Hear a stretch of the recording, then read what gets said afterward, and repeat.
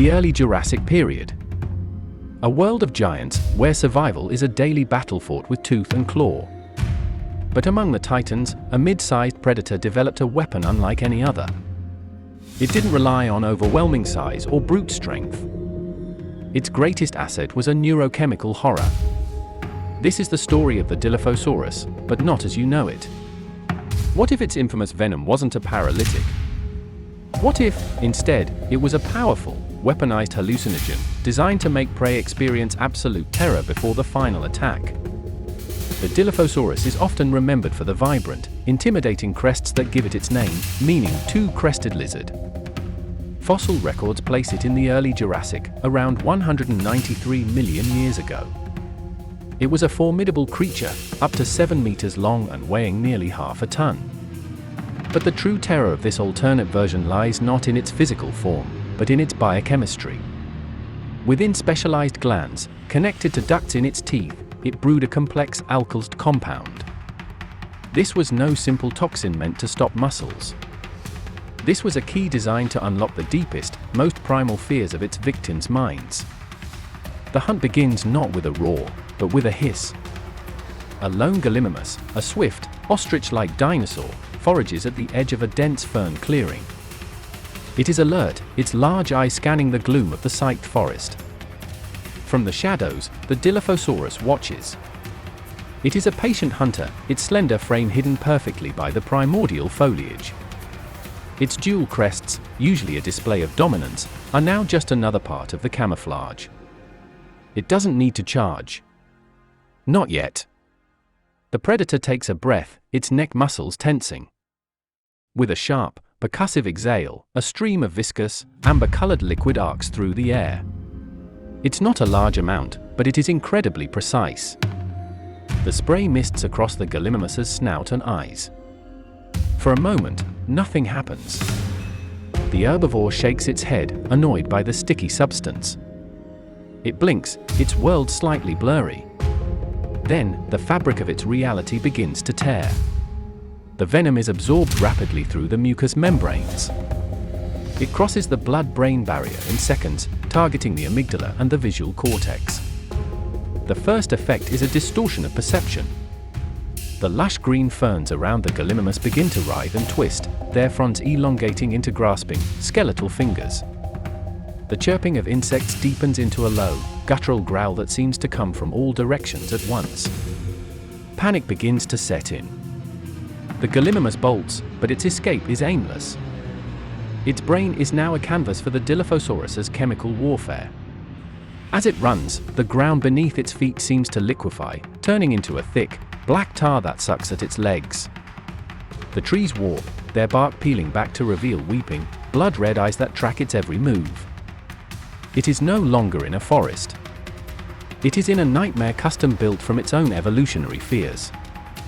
The Dilophosaurus follows at a calm, deliberate pace. It doesn't need to expend energy on a long chase. It simply needs to wait for the victim's mind to shatter completely. The gallimimus, now utterly disoriented, sees a new horror. A monstrous version of the Dilophosaurus, 10 times its actual size, erupts from the earth in front of it. This phantasm is a chimera of terror, its crests are blades of obsidian, its teeth are jagged shards of lightning, and its roar is the sound of the world breaking apart. The real Dilophosaurus remains hidden, watching its chemical proxy do the work. The terrified herbivore shrieks and changes direction, running blindly. But there is no escape. The venom ensures the illusion is persistent, inescapable. It now sees its own flock, its own kind, but they are different. Their feathers are gone, replaced by rotting flesh. Their eyes are hollow sockets, and they turn on it, hissing and snapping. Betrayed by its own senses, the gallimimus is now completely isolated, cornered by figments of its own tormented mind. This is the core of the strategy: overwhelm, disorient, and exhaust. Exhaustion finally claims the gallimimus. It collapses, its body trembling, its heart hammering against its ribs. It is still seeing horrors, but it no longer has the strength to flee.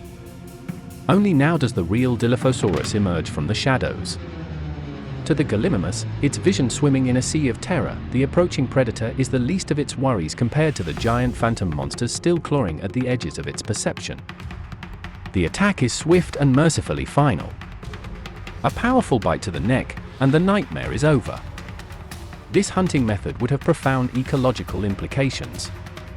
The Dilophosaurus would not be a competitor for the largest prey. Its specialty would be small to medium-sized animals whose nervous systems were susceptible to its unique venom. It would become a creature of legend among the other dinosaurs. The scent of its venom, the distinct chemical signature left in its wake, would be a universal signal of dread. Other predators might even learn to scavenge its kills, but only after the hallucinogenic effects had dissipated from the area, lest they too fall victim to the phantom horrors. Now, transport this creature to the modern day. Imagine a team of paleontologists exploring a remote, newly discovered cave system on an isolated island where a remnant population has survived. One of the researchers, a man named Dr. Aries Thorne, becomes separated from his group. He's a scientist, a man of logic and reason.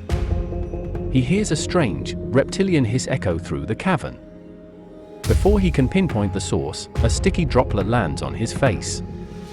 He wipes it away, annoyed, thinking it's just water dripping from a stalactite.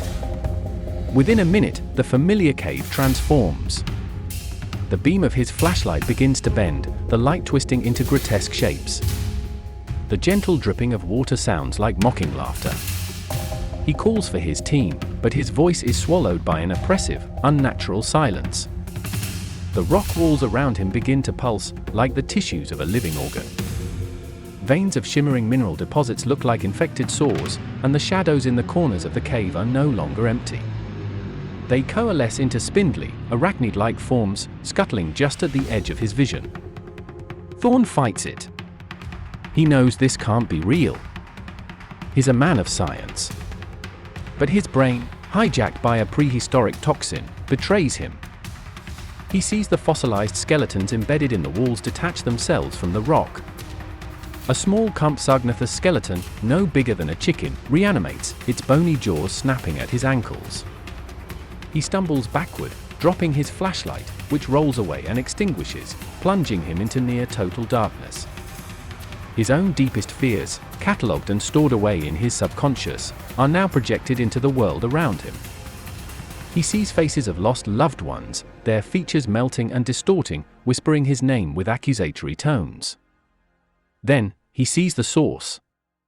From the darkness, two crests catch the faint ambient light, glowing with a soft, malevolent phosphorescence. The Dilophosaurus steps forward. But to Thorne's venom-addled mind, it is not a dinosaur. It is a demon cloaked in reptilian flesh, its eyes burning like coals. Its hiss is the sound of his own sanity unraveling. He doesn't scream. The terror is too profound, too absolute for such a simple release. He is paralyzed not by the venom, but by the sheer, overwhelming horror produced by his own mind. The creature that hunts with fear has claimed another victim, proving that the most terrifying monsters are the ones we carry inside us, just waiting for the right key to let them out. The Dilophosaurus, armed with this psychological weapon, wouldn't just be a predator. It would be a living god of fear, a primordial horror story made flesh and blood.